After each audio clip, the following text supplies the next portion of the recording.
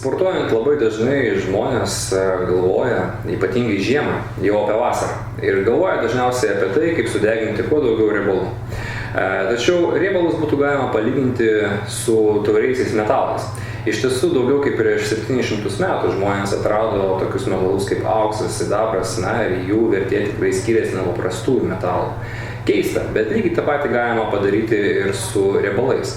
Tarkim, įsivaizduokite, yra gyvulinės kilmės riebalai, yra augalinės kilmės riebalai, jie turi riebiųjų rūgščių. Šios riebiosios rūgštys ir jų santykis maiste yra labai svarbus mūsų organizmui. Ir jei Pasaulinė sveikatos organizacija rekomenduoja vartoti kuo mažiau gyvulinės kilmės riebalų, tai augalinės kilmės riebiųjų rūgščių, tokių kaip omega-3, 7, 9 riebiosios rūgštys, jų vartojimas turėtų būti tikrai kuo gausesnis, ypatingai šaltuoju metų laiku. Ir taip yra ne be pagrindo. Šias riebiąsias rūgštys galima priskirti prie praktiškai naujo termino taurieji riebalai. Jos yra labai svarbios įvairiems žmogaus sveikatos rodikliams.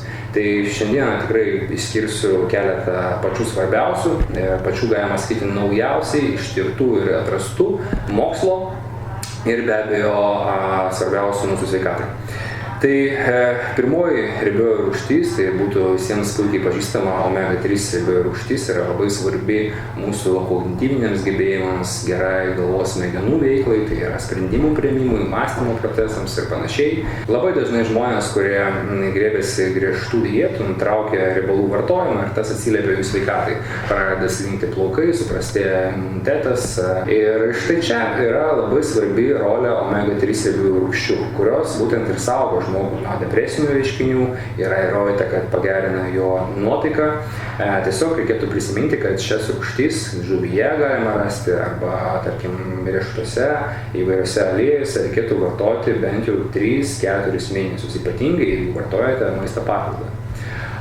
Kitos riebiosios rūgštys, pavyzdžiui, omega-7, visai neseniai buvo taip pat nustatyta, kad jų vartojimas pagerina žmogaus riebalų oksidaciją. Tai reiškia, riebalo pagalba mes deginame riebalus. Tai yra turbūt kiekvieno žmogaus svajonė. Ir būtent omega-7 riebiosios rūgštys kovoja su taip vadinamu metaboliniu sindromu, kuris mūsų laikais yra tikrai progresuojanti žmonių liga. Omega-9, kitos svarbios rūgštys taip pat turėtų būti vartojamos su tam tikrais vitaminais.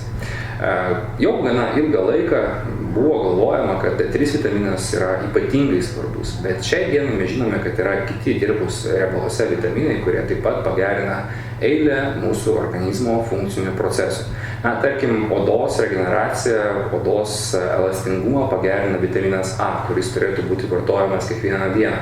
Vitaminas K2 yra ypatingai svarbus mūsų kaulams, lygiai taip pat kaip ir D3 vitaminas, todėl kartu jie veikia sinerginiu principu, tai yra vienas kitą papildo.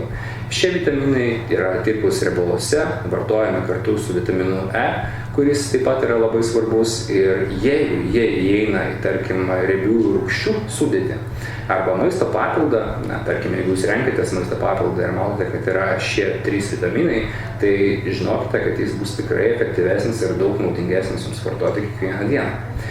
Ir vėlgi prisiminti reikėtų apie tam tikrus vartojimo periodus. Kalbant apie riebiąsias rūgštis, apie vitaminus, tai yra 2 svarbus aspektai. Yra vartojimo trukmė ir yra dozė. Tai yra adekvati dozė žmogui ir vartojimo trukmė. Jeigu jūs vartosite riebiąsias rūgštis bent 3 mėnesius, tikrai spėsite pajusti jų teigiamą efektą. Lygiai taip pat kaip ir, tarkim, automobilio alyvą mes turime keisti kas tam tikrą laiko tarpą. Čia lygiai tas pats. Mes turime vartoti omega-3 riebiąsias rūgštis 3-4 mėnesius, vartojimas turi būti tęstinis ir dozė turėtų būti tikrai didesnė negu 1000 mg per dieną. Žinoma, papildyti omega-3 riebiųjų rūgščių vartojimą reikėtų subalansuotą ir sveiką mitybą.